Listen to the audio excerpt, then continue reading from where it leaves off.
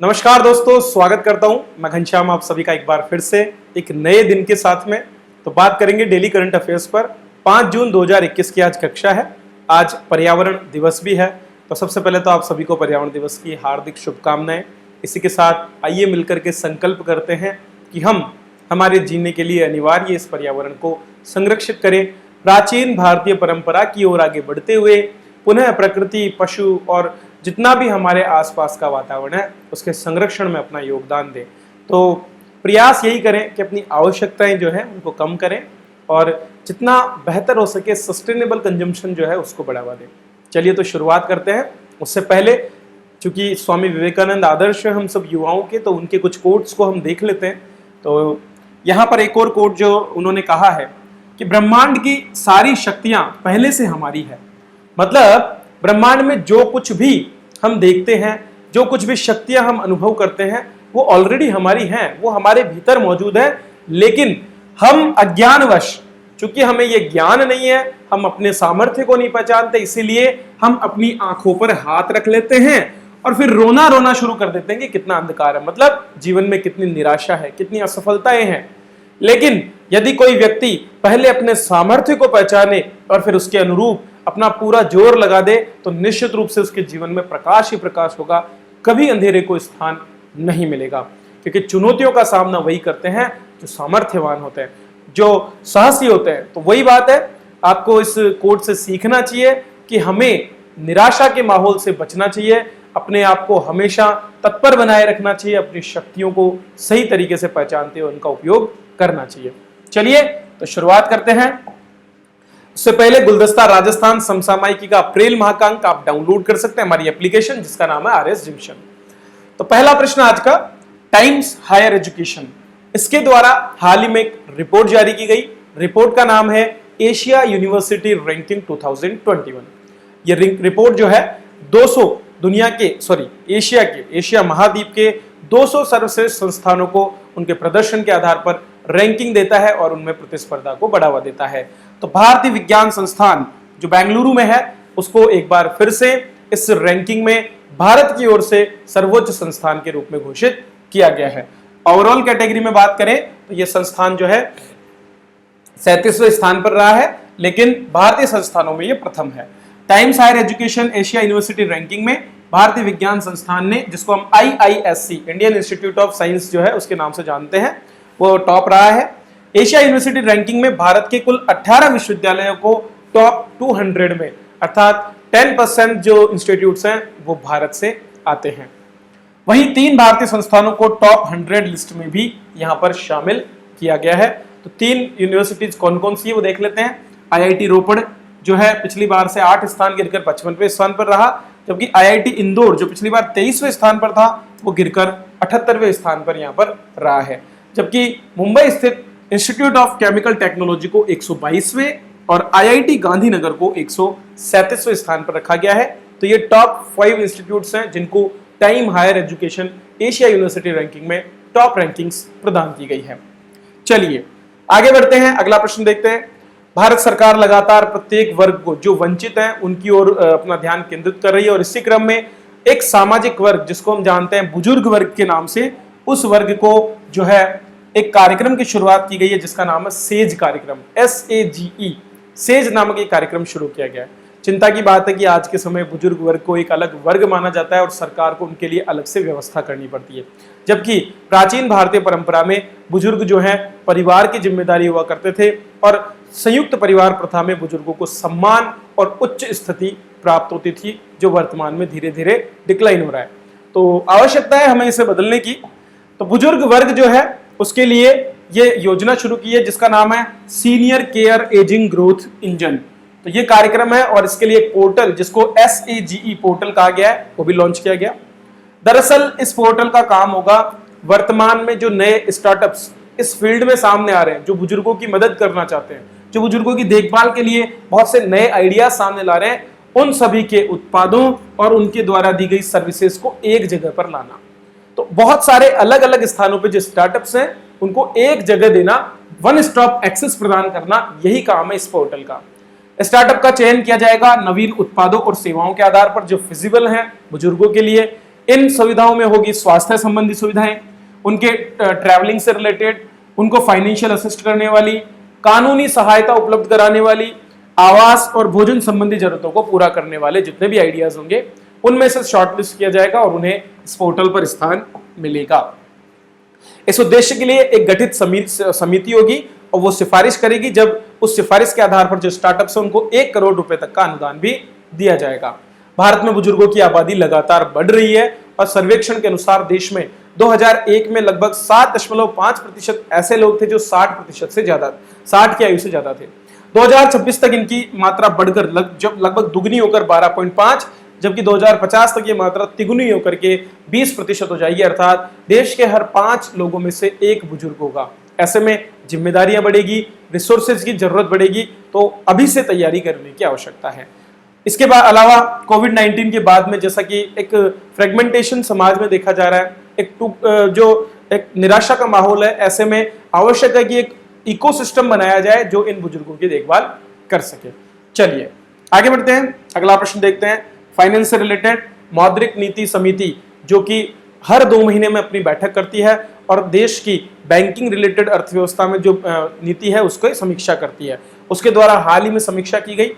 हालांकि नीति ने जो है सभी प्रकार की जो रिपोर्ट्स है, जो रेपो रेट हो गई, रिवर्स रेपो रेट हो गई, मार्जिनल स्टैंडिंग फैसिलिटी रेट्स हो गई, उनको सेम टू सेम रखा है पिछली बार की तरह, लेकिन कुछ और बदलाव कोविड-19 के बाद के दौर के लिए किए हैं।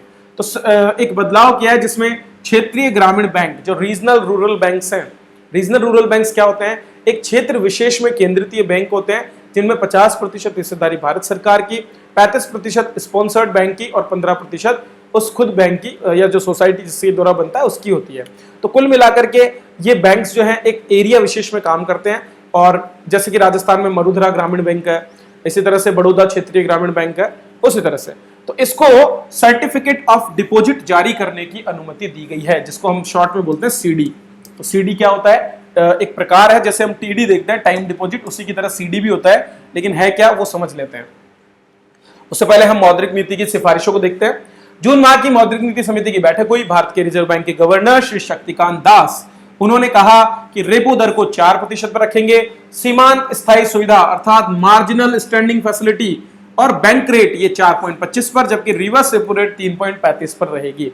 बार बार इनको बताने का कोई मतलब नहीं, आप सभी जानते हैं repo rate, reverse repo rate क्या है। अल्पकालिक समय के लिए, एक दिन के लिए जो आपस में धन का आदान प्रदान होता है उसको क्रमशः रेपो और रिवर्स रेट के माध्यम से ब्याज तय किया जाता है, ठीक है, बैंक और जो रिजर्व बैंक है उनके बीच में।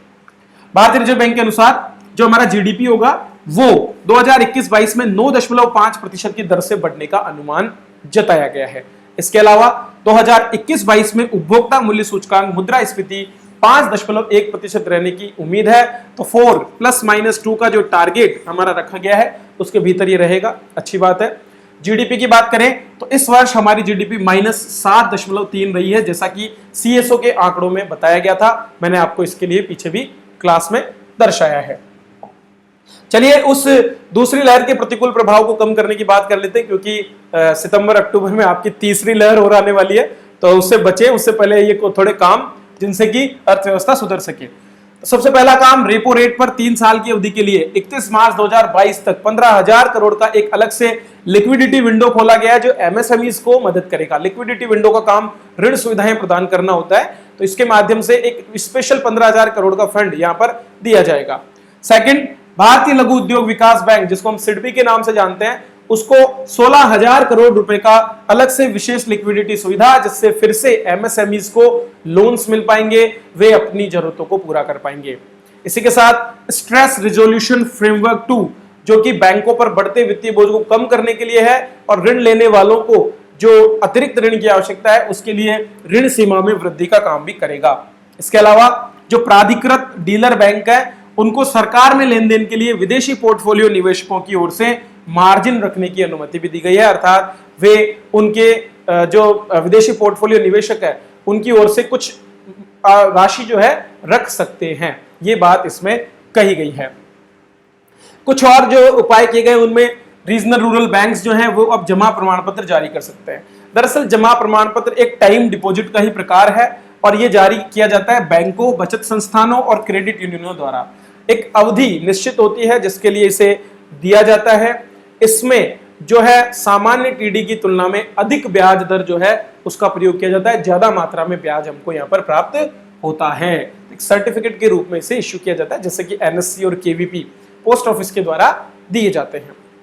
नेशनल ऑटोमेटेड क्लियरिंग हाउस, जहां पर हमारे चेक्स क्लियर होते हैं, वो जो वर्तमान में केवल बैंक के कार्य दिवसों पर उपलब्ध है, अब सप्ताह के सभी दिनों पर उपलब्ध होगा और ये चीज 1 अगस्त 2021 से प्रभावी हो जाएगी। अर्थात 1 अगस्त 2021 के बाद आपके चेक्स की क्लियरेंस 24/7 सातों दिन हो पाएगी।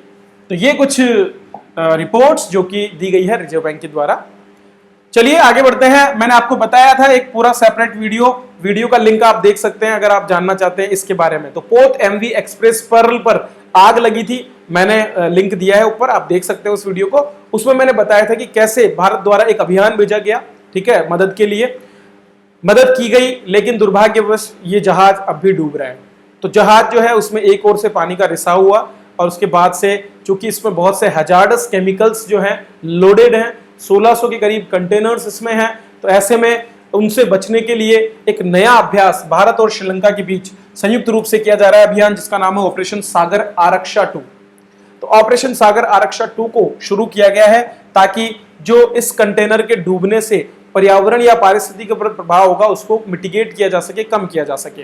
तो भारतीय तटरक्षक अर्थात इंडियन कोस्ट गार्ड ने 25 मई को अपना अभियान पहले भेजा था, जिसमें 2 पोत हमारे भेजे गए थे, समुद्र प्रहरी और अपतटीय गश्ती पोत वज्र। इसके अलावा डॉर्नियर विमान लगातार वहां पर काम कर रहा है, लेकिन चूंकि अब तक जो है जहाज डूब रहा है, तो ऐसे में भारत और श्रीलंका के जो जहाज है वो वहां पर स्टैंड बाई की स्थिति में है। संभावित पर्यावरणीय खतरों से निपटने के लिए भारत और श्रीलंका के बीच में एक समन्वित संयुक्त अभियान सागर आरक्षा 2 चलाया जाएगा, जिससे कि जो है इस पर्यावरणीय खतरे को रोका जा सके या जो भी प्रयास हम कर सकते हैं वो कर सके। आईसीजी दक्षिण एशिया सहकारी पर्यावरण कार्यक्रम SACEP का सक्रिय सदस्य है और इसीलिए महासागर के पर्यावरण की सुरक्षा करना इसकी जिम्मेदारी है और वो उसके लिए काम भी कर रहा है।